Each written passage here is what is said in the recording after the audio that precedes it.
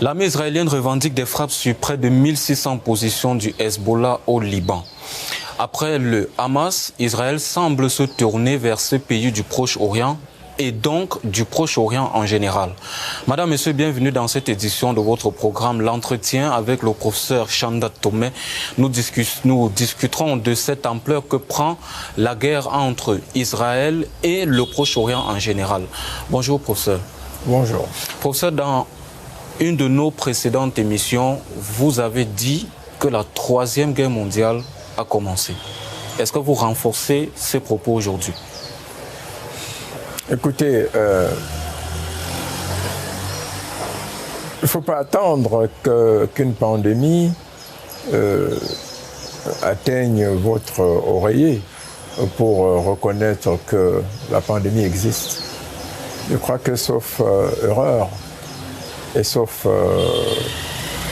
tentative de dissimulation, nous sommes bel et bien dans la Troisième Guerre mondiale. Vous savez, ce n'est pas un état de crise qui se concentre sur une scène, sur un champ précis. C'est un état de crise qui met en exergue des forces très opposées,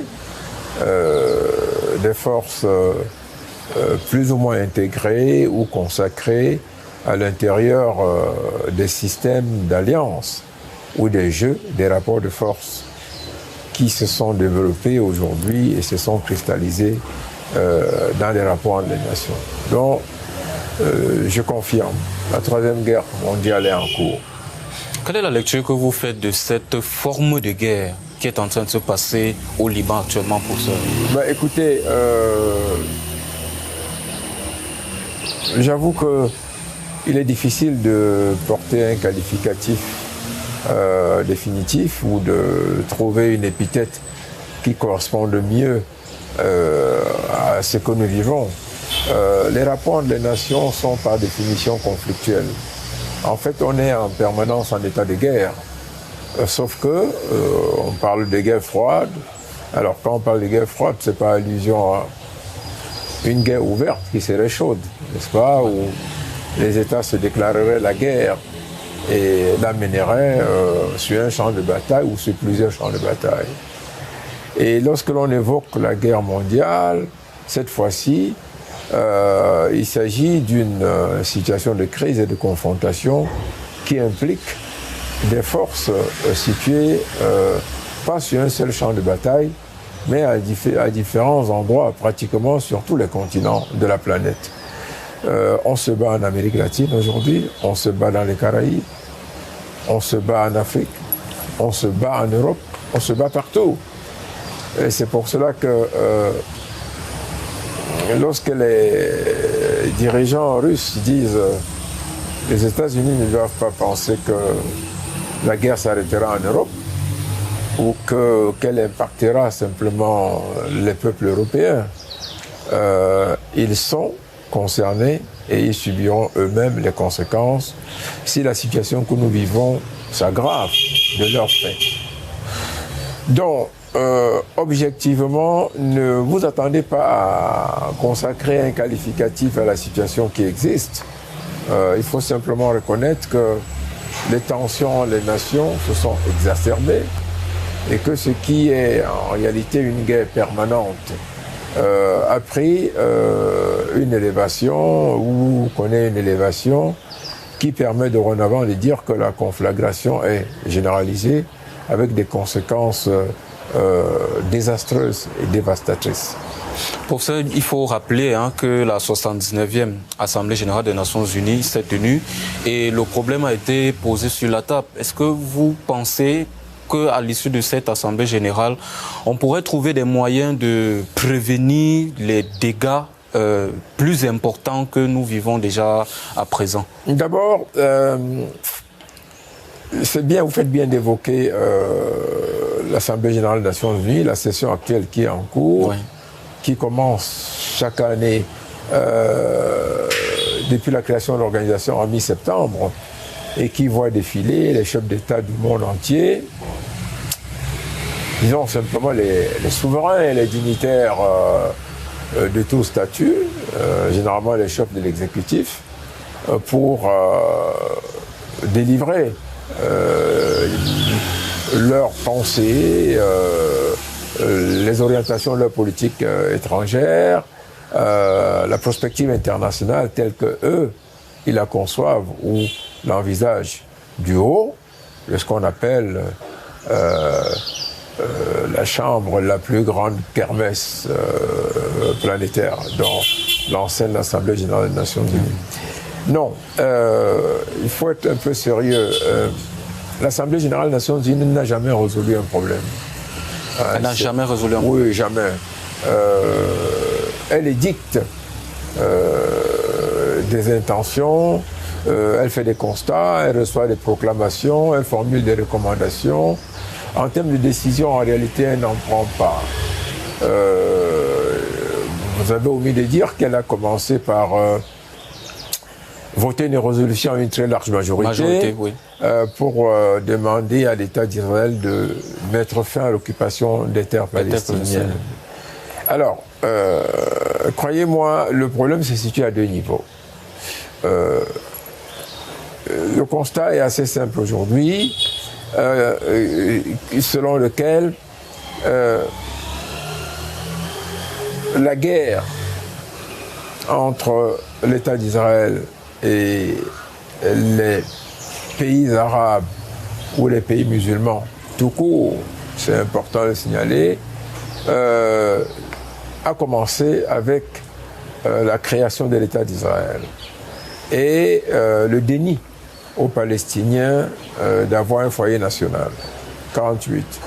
C'était déjà une assemblée, c'était déjà en réalité une résolution de l'Assemblée générale des Nations Unies, mais qui avait formulé une recommandation au regard de l'errance du peuple juif, mais en oubliant fortement qu'il existait sur place un autre peuple, le peuple palestinien. Le peuple juif a connu, c'est vrai, une situation de génocide terrible, que personne aujourd'hui ne peut contester, sous peine vraiment d'être ridicule ou d'être un criminel. Même les révisionnistes historiques le reconnaissent aujourd'hui. Le génocide juif a existé. Mais, comme disait notre compatriote Ebonge Solé, avoir souffert dont-il le droit de faire souffrir les autres. Donc, nous avons un problème, ou alors une problématique à deux niveaux. Il faut trouver une terre pour le peuple juif. C'est ce que nous faisions en 1948. Il faut consacrer les droits nationaux du peuple palestinien. Les Juifs ont tellement souffert, il leur fallait un foyer national. Mais le constat que l'on fait aujourd'hui, c'est qu'en réalité, et ça c'est le premier niveau, l'État d'Israël qui a vécu dans une relative stabilité et s'est structuré comme un État moderne, un État très avancé technologiquement et tout, est en train de devenir complètement l'inverse de ce qu'on voulait qu'il soit. Au lieu d'être un foyer national d'accueil où les Juifs trouveraient la tranquillité, la paix, l'assurance et la garantie de leurs droits,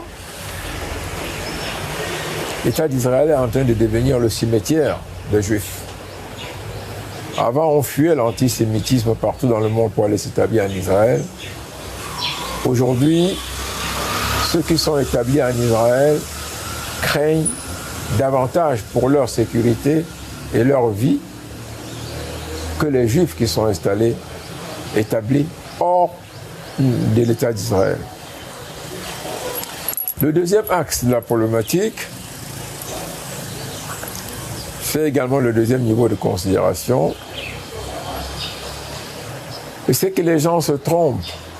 J'ai suivi que la France et les États-Unis parrainaient une résolution pour un cessez-le-feu de 21 jours entre l'État d'Israël et le Hezbollah. Mais le Hezbollah n'est pas un problème pour l'État d'Israël. Même pas le Hamas. C'est la question palestinienne.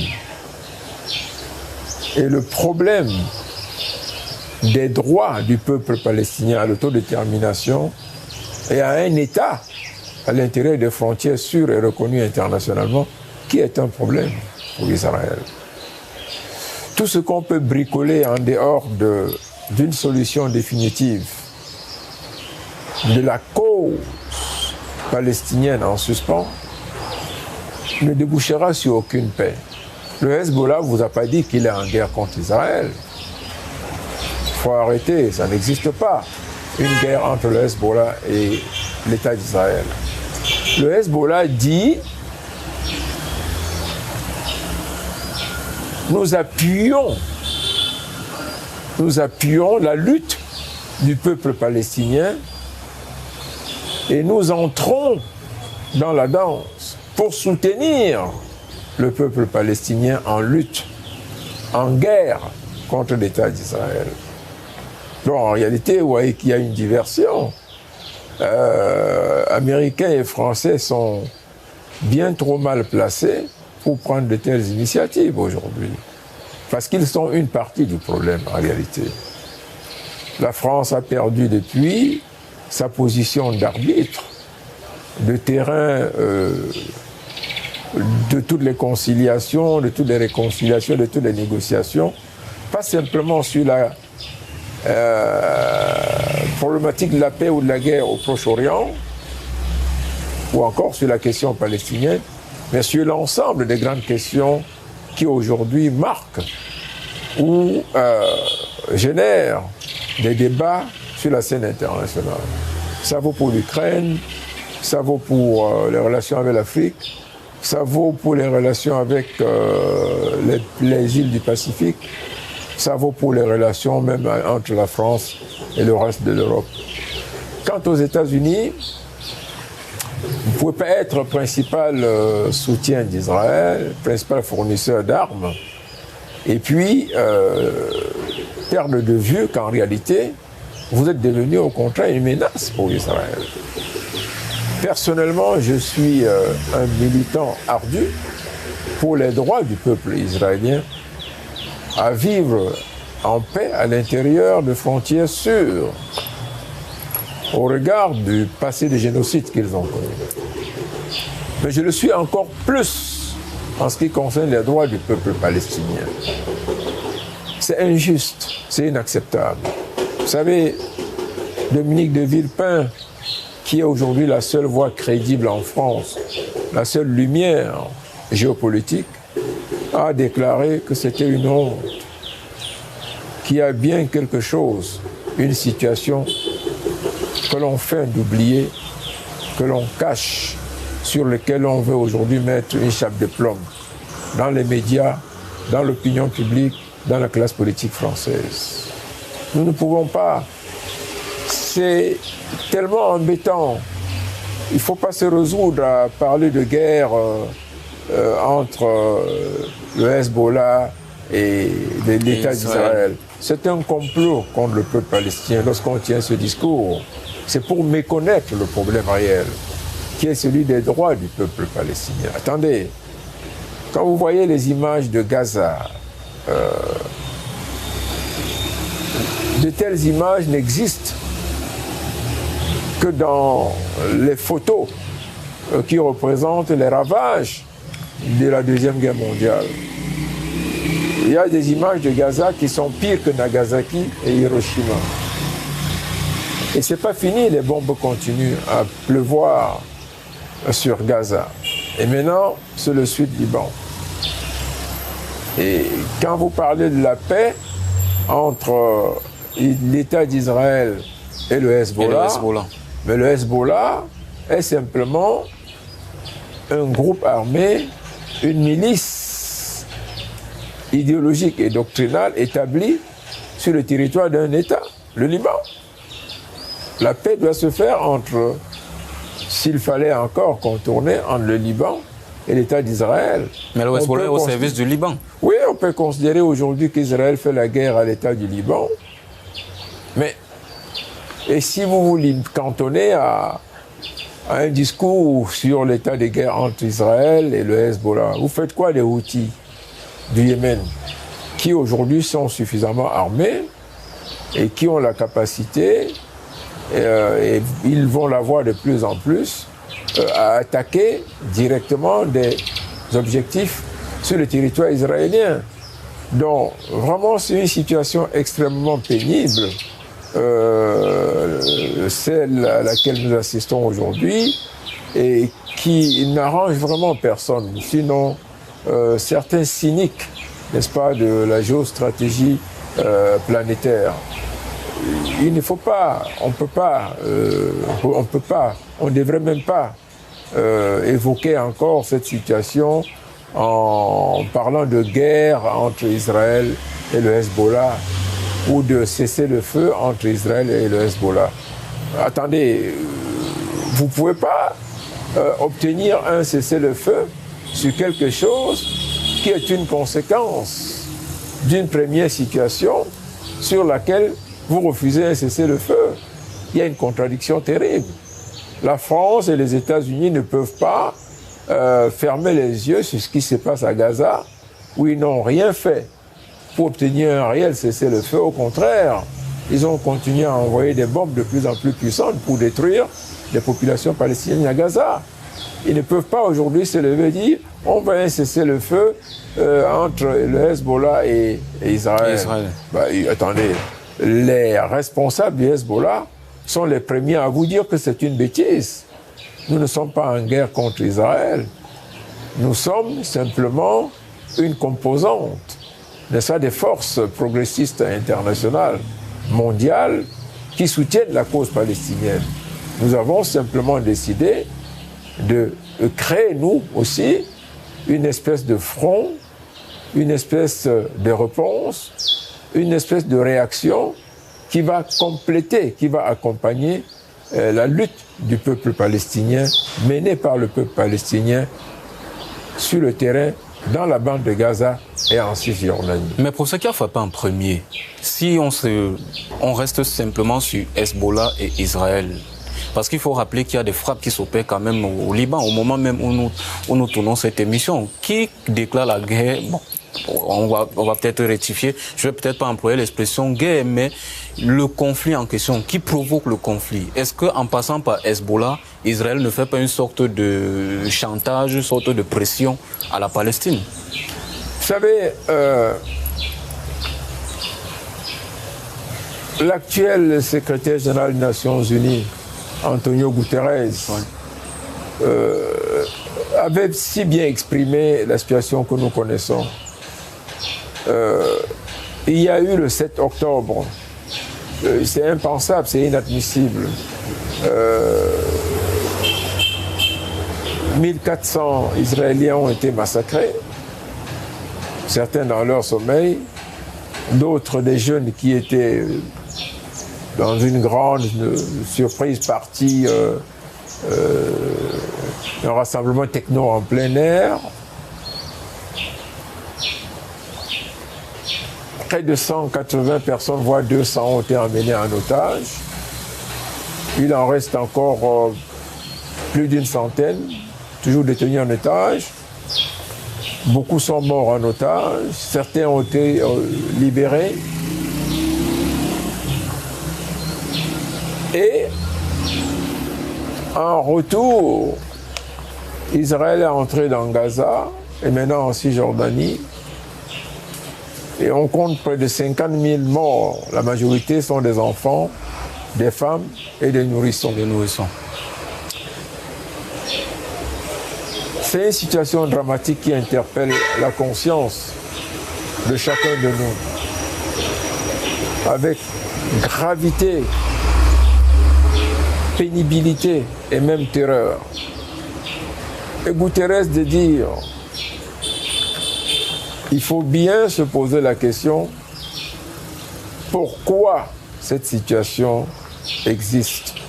Pourquoi est-ce que ces tueries sont intervenues? Ça commence où? Ça commence que vous avez plusieurs générations de Palestiniens qui n'ont aucun espoir d'un avenir meilleur, qui vivent dans une vaste prison qu'on appelle Gaza ou qu'on appelle Cisjordanie, sans accès à la mer, sans accès au ciel, sans accès même à des frontières terrestres, et qui ont été obligés pour leur survie de s'organiser pour construire des villes souterraines qu'on appelle maintenant tunnels. Vous savez, ça ne peut même pas être reproduit en imagination la plus catastrophique, la plus triste. C'est pour cela que moi, régulièrement, quand il y a eu des drames, j'ai écrit à la fois aux responsables israéliens, j'ai d'excellents rapports avec tous les diplomates israéliens qui passent par le Cameroun, mais également aux pays arabes, aux représentants du peuple palestinien, de l'autorité palestinienne. J'estime qu'aujourd'hui, nous avons plus que jamais besoin de médiateurs honnêtes, transparents, impartiaux et maîtrisant bien à la fois l'histoire, les réalités du terrain et les exigences des deux parties. Or, les exigences des deux parties aujourd'hui ne peuvent pas être appréciées sans que l'on prenne en compte un contexte international devenu très fluide, où de nombreux peuples à travers la planète sont en lutte pour établir un rapport de force qui puisse permettre qu'on ait une vision multipolaire et non unilatérale des intérêts de la communauté humaine. Car c'est de cela qu'il s'agit, justement. Pour aboutir à une paix effective, durable et consensuelle, il faut que les puissances dominantes qui alimentent le discours de la pensée unique, qui alimentent la terreur à travers la proclamation de ce que rien ne peut se faire sans elle, cessent et se rangent dans une tradition d'humilité, d'humanité, de partage et de dialogue. Si vous n'abordez pas, par exemple, la question palestinienne de cette manière, vous n'en sortirez jamais. Je suis très peiné parce que qu'un État qui jusqu'ici est présenté comme un des plus sécurisés de la planète, un des plus prospères, un des plus développés, l'État d'Israël, se retrouve aujourd'hui dans une situation où ses citoyens dorment, eux, à leur tour, comme des rats. C'est-à-dire, vont dans des abris souterrains, parce qu'on ne passe pas une journée sans qu'il y ait des sirènes qui annoncent l'arrivée des missiles. Et je l'ai déjà soutenu une fois sur votre plateau, il n'existe pas de dispositif de sécurité avec une garantie à 100%. Il n'existe aucun service de renseignement dans le monde, ni aucune puissance militaire qui puisse offrir à ses citoyens ou aux citoyens tout court, aux personnes résidant sur son territoire, une protection à 100%. Vous avez bien vu que le Hezbollah et même les Houthis du Yémen, le Hamas déjà, sont parvenus à frapper des cibles à l'intérieur de Tel Aviv, ouais. de Haïfa, des grandes villes israéliennes tout court. Ça entraîne quoi aujourd'hui? L'économie israélienne va tomber. Les compagnies aériennes ne vont plus y aller. Les gens qui y arrivaient, les Juifs, parce qu'ils voulaient trouver une protection, une garantie, ne vont plus y aller. Israël va devenir un État paria. Bien que soutenu par l'Amérique et la France? Personnellement, ça me dérange beaucoup. J'ai une très grande admiration pour ce pays et pour son peuple, parce qu'ils sont très ingénieux. Mais ça me dérange autant, comme je vous l'ai dit, de constater les souffrances du peuple palestinien. Il faut qu'on trouve une solution, et ça passe par beaucoup d'humilité, beaucoup d'honnêteté, beaucoup de respect mutuel et de transparence. Je n'ai pas le sentiment qu'en Israël, les dirigeants actuels ont de la considération pour les Palestiniens. Ils continuent à croire que les Palestiniens sont des rats, sont des sous-hommes, ainsi de suite. Vous parlez du soutien de la France et des États-Unis. C'est un leurre. Je vous l'ai dit tantôt, il n'existe plus de puissance planétaire à 100% à l'abri de toute attaque, de toute défaillance, n'est-ce pas, de toute défaite. Il y a bien eu les attentats du World Trade Center aux États-Unis.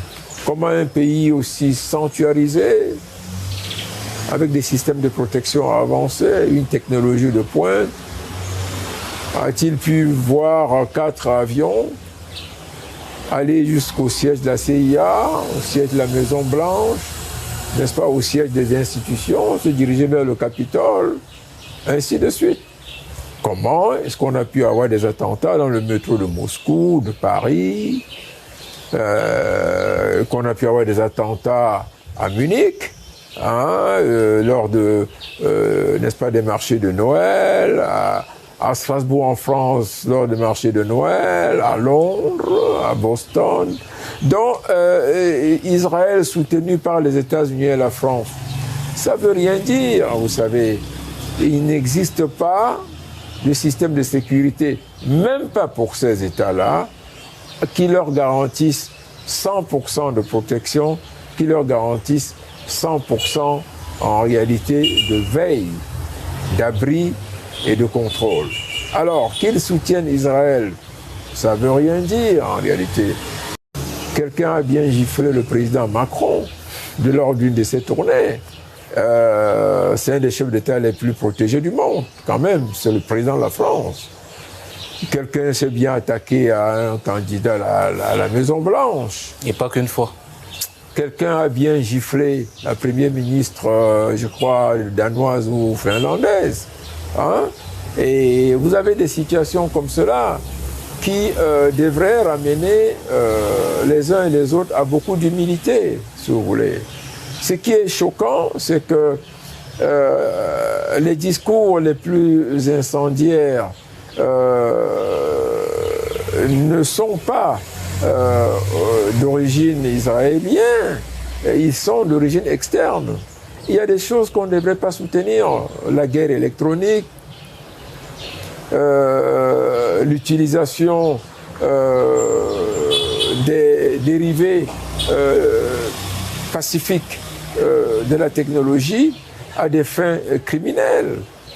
Cette histoire des bip bip bip programmée qui a fait près de 40 morts au Liban et près de 3000 blessés, c'est un précédent extrêmement dangereux. Ça veut dire que même le président des États-Unis n'est pas à l'abri.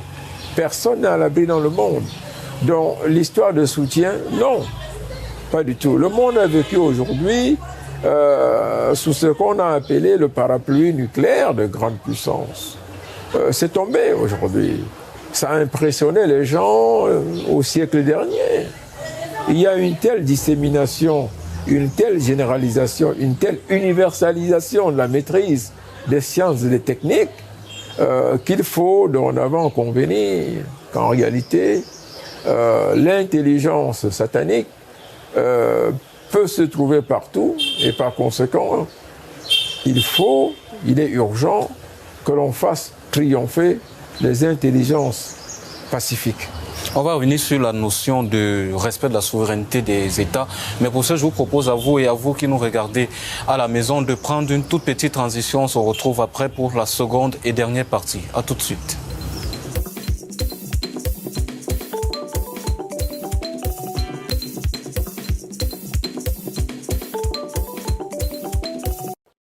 Africa TV, au-delà des idées reçues.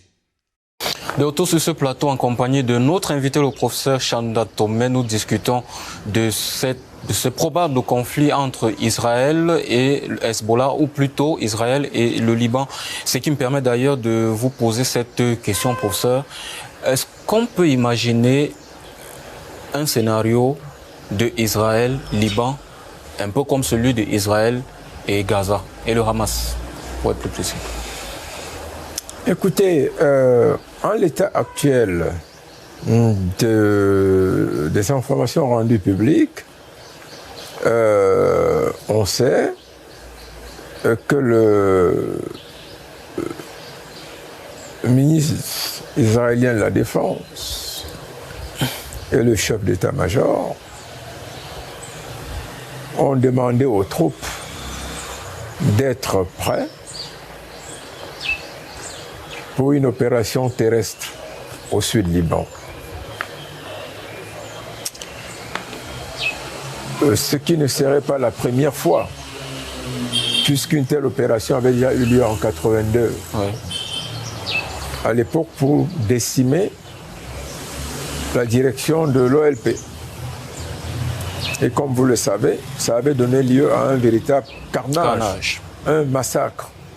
Les massacres des deux camps, Shatila et Shabagla. On a dénombré des millions de morts d'ailleurs. Oui, il y a eu des milliers de morts. C'était un véritable massacre. Ouais. Nous avons ça sur la conscience. Et lorsqu'on parle de crimes de guerre et de crimes contre l'humanité, en voilà. Et lorsque je parlais tantôt de la décrépitude, sinon de la désorganisation, voire de la chute de la diplomatie française et de l'image de la France, l'histoire des camps de Shabila et Shatila me revenait à la mémoire, parce qu'à l'époque, la France a encore de grands hommes. C'est Mitterrand, François Mitterrand, qui arrête, qui évite la destruction complète de l'autorité palestinienne. Les Israéliens à l'époque auraient tué Yasser Arafat. La France organise leur exfiltration et la Tunisie accepte d'accueillir la direction palestinienne. Mais 82, c'est 82. Ce qui s'est fait en 82 ne peut plus se faire aujourd'hui. Depuis 82, il y a eu 2001, les attentats du World Trade Center. Depuis 82, il y a l'Iran qui a déjà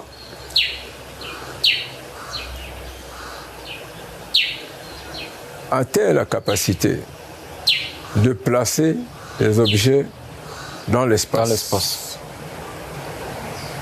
Même de fabriquer une bombe nucléaire.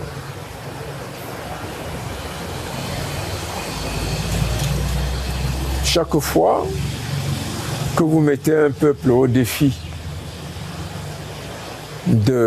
ou chaque fois que vous montrez trop ouvertement que vous voulez écraser un peuple et détruire ses droits,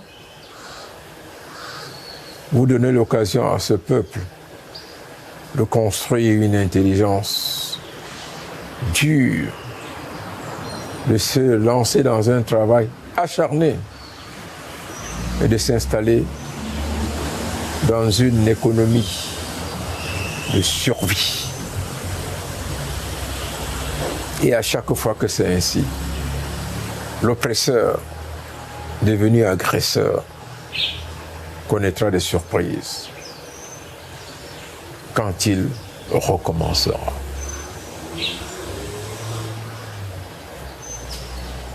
Une incursion, une invasion du Sud-Liban par l'armée israélienne aujourd'hui sonnerait la destruction de l'État d'Israël. Je dis la destruction. Vous savez, si l'Égypte, à travers les accords signés avec les États-Unis, et je regarde encore que les États-Unis viennent d'autoriser la vente pour plusieurs milliards, Oui. n'est-ce pas, de plusieurs types de missiles, voire même des hélicoptères à l'Égypte. Il n'existe aucune garantie sur la gestion de ces équipements. De même qu'il n'existe aucune garantie sur la continuité d'une complicité ou d'une passivité des monarchies du Golfe face à la situation que nous connaissons. Si Israël envahit le Sud-Liban, il connaîtra des souffrances, des réponses qui vont non seulement entraîner la destruction de l'État d'Israël, mais l'éviction de tous les monarques arabes complaisants. Et cette fois-ci, ce ne sera pas un printemps arabe, ce sera un tsunami arabe. Vous savez, c'est d'une logique assez simple, parce que dans la situation que nous connaissons, il y a une dimension religieuse. Et cette dimension religieuse impacte toutes les perspectives vues sous l'angle strictement géopolitique, dont de la localisation des analyses dans un espace limité, vu sous un angle géostratégique planétaire, dont de la résultante d'une conflagration globale et planétaire. Parce que dans cette affaire, vous avez oublié que des pays comme le Maroc sont exposés. Le Maroc est en Afrique ce que Israël est au Proche-Orient pour les États-Unis. Exactement la même chose. Si la situation se dégrade, nous risquons, souvenez-vous, l'assassinat d'Anwar el-Sadat après les accords de Camp David. Al-Sisi, qui a succédé à Moubarak aujourd'hui, on comprendra et on risquera de croire, peut-être même de se rendre compte que Moubarak n'a été qu'une transition entre des accords de relative stabilité et une période révolutionnaire nouvelle qui risquera de nous ramener au panarabisme de Nasser. Au moment où Nasser fait des déclarations qui ont entraîné, vous le savez un peu, la guerre de 6 jours, en disant « j'étais le juif à la mer », le monde arabe est encore grossièrement arriéré et endormi. Nous ne sommes plus dans cette situation aujourd'hui. Même au moment où, n'est-ce pas, Ahmadinejad, le président très radical de l'Iran, déclare des tribunes de l'Assemblée générale des Nations unies qu'il faut détruire l'État d'Israël, les rapports de force ne sont pas encore ceux d'aujourd'hui. Ils ont complètement évolué et ils ont beaucoup changé. Pour l'instant, les seules déclarations dures que l'on entend, c'est d'Israël, Netanyahou, et de l'Iran.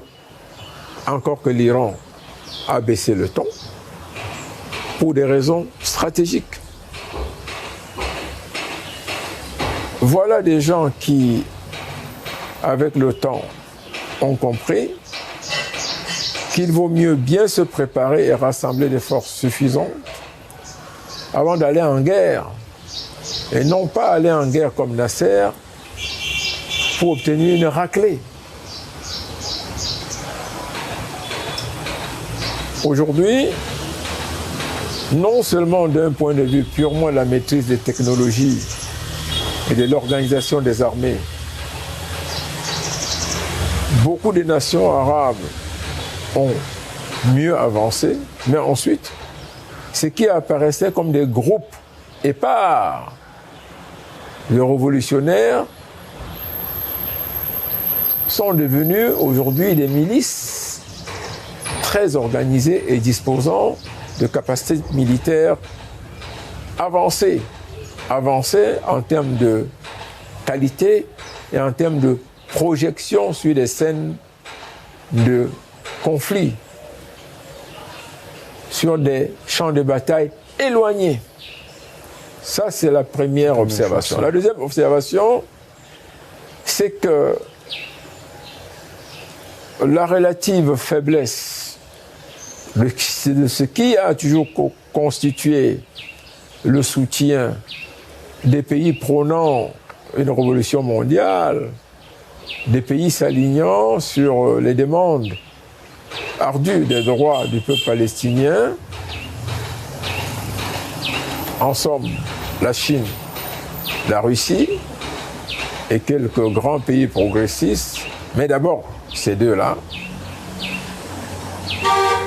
n'est plus la même aujourd'hui. Les choses ont changé. La fin de la guerre froide les avait mis dans une situation assez troublante, assez embêtante, dont l'une des principales conséquences a été la désagrégation non seulement de l'Union des républiques socialistes soviétiques, mais de tout le camp socialiste et du pacte de Varsovie. Mais on a eu le temps de faire pas une seule, mais 3 révolutions culturelles en Chine qui ont propulsé le pays au rang de première puissance économique et même peut-être technologique mondiale à l'heure actuelle. Dans le même temps, lorsqu'on répertorie 100 domaines technologiques importants, la Chine et la Russie contrôlent presque 70 et sont en tête. Ce sont des pays devenus tellement riches. La Chine est le principal détenteur des bons trésors américains. C'est ce qu'on appelle un scandale en termes de possession des devises et de contrôle des moyens d'échange internationaux, exactement comme on disait pour le Congo démocratique, un scandale minier. Donc, les moyens de la guerre généralisés ne sont plus à l'avantage du camp occidental et de ce qu'on appelle l'OTAN, qui n'a plus de raison d'exister, qui aurait dû disparaître depuis. D'abord parce que beaucoup de peuples se sont réveillés, ensuite parce que les rapports de force qui avaient basculé et qui faisaient qu'on vivait dans un champ unique de pensée dominé par l'Occident, emmené par les États-Unis, n'est plus le même. Henry Kissinger le déclarait en 1973, et nous y sommes, dans un discours programme sur la politique étrangère des États-Unis, au National Press Club de Washington, devant au moins 200 journalistes. Les plus grands défis, le défi auquel sera confrontée la politique étrangère des États-Unis dans les années à venir, sera comment répondre, comment réagir face au réveil des peuples qui pendant longtemps ont considéré l'oppression et la domination comme un don du ciel, comme une punition divine. Nous y sommes. Et c'est cette réaction qui n'est pas la bonne. Les États-Unis sont complètement à côté de la plaque. Je suis un peu pro-américain, ça je vous le dirai. Je connais bien le pays, j'y ai été. J'admire l'entrepreneuriat américain, l'esprit américain. Mais la politique étrangère des États-Unis, c'est une catastrophe. Je l'ai dit dans 2 ouvrages importants, Pensée unique et diplomatie de guerre. Et ensuite, Repenser la diplomatie. Ce sont 2 ouvrages de référence qui mettent en exergue les turpitudes géostratégiques et les dysfonctionnements géopolitiques de la démarche internationale américaine. Dont la première conséquence, comme vous le savez, ce sont les attentats de 2001 et la mauvaise réponse qu'ils ont apportée en considérant cette réaction des peuples comme une réaction de barbares, de non-civilisés que l'on pouvait continuer à oppresser et à dominer. Donc, c'est cela le tableau qui se présente à nous. Et la démarche de n'importe quel internationaliste honnête aujourd'hui, humaniste, et je le suis moi, c'est de prôner une médiation honnête qui, tout en reconnaissant le droit du peuple israélien à vivre à l'intérieur des frontières sûres, à vivre sans subir des attaques, des tirs de missiles qui viennent du Yémen, de Syrie, d'Irak, d'Égypte, de partout, acceptent, garantissent les droits du peuple palestinien à une égale tranquillité, à une égale dignité, à une égale stabilité à l'intérieur des frontières sûres, reconnues et garanties internationalement. L'État palestinien s'impose avec urgence. Il existe virtuellement. Parce que de l'État, c'est un peuple. C'est d'abord un territoire, il existe. C'est ensuite un peuple. C'est enfin une administration. Il existe une autorité palestinienne.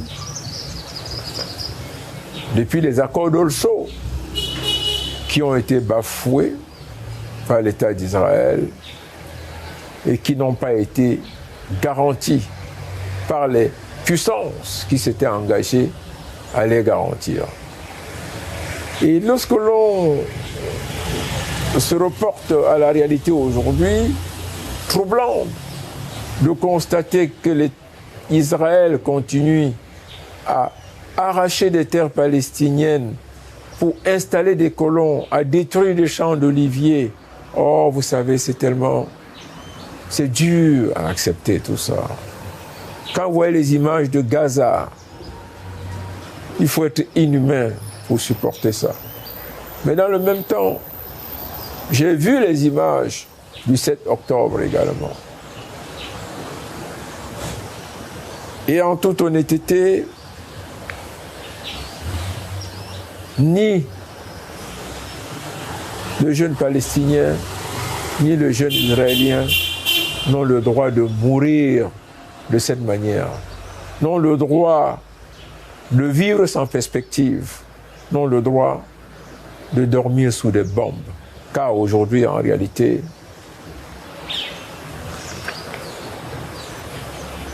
le citoyen israélien de Tel Aviv, de Haïfa, n'est pas différent, ni très différent de celui de Gaza et de Cisjordanie. À la limite, le citoyen palestinien de Gaza et de Cisjordanie est mieux que le citoyen israélien de Tel Aviv et de Haïfa. Parce que le citoyen palestinien vit cette situation depuis 1948. Oh, il faut les voir, les femmes, aller collecter de l'eau. Vous montre ces enfants qui meurent, ces hôpitaux détruits, avec des gens qui étaient en réanimation, que l'on transporte dans des ambulances et qui meurent avant d'avoir atteint le prochain hôpital ou pour ce qui reste encore d'hôpital à Gaza. C'est inacceptable. Professeur, vous parlez d'activités de médiation. Vous proposez de redéfinir les valeurs telles que l'humilité. Mais comment y parvenir dans ce siècle, professeur, marqué par une véritable lutte de classe, marqué par la recherche effrénée de l'armement? Il faut avoir la première arme nucléaire, il faut avoir la première arme chimique, il faut avoir le premier instrument de domination. Professeur, comment y parvenir? Écoutez, vous savez, on dit souvent que même au plus profond du plus grand criminel réside un fragment d'humanisme, de remords et de capacité de reconversion.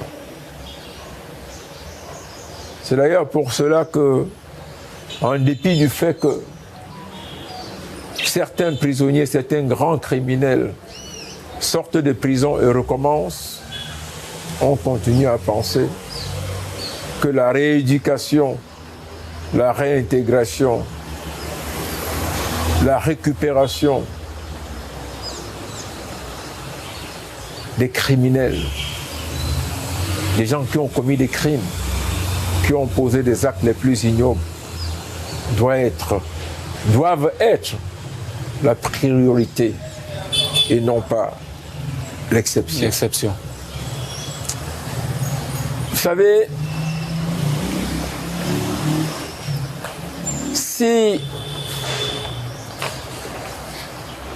les dirigeants du monde, particulièrement les grandes puissances, étaient, mais alors complètement irresponsables, on aurait déjà détruit le monde plusieurs fois.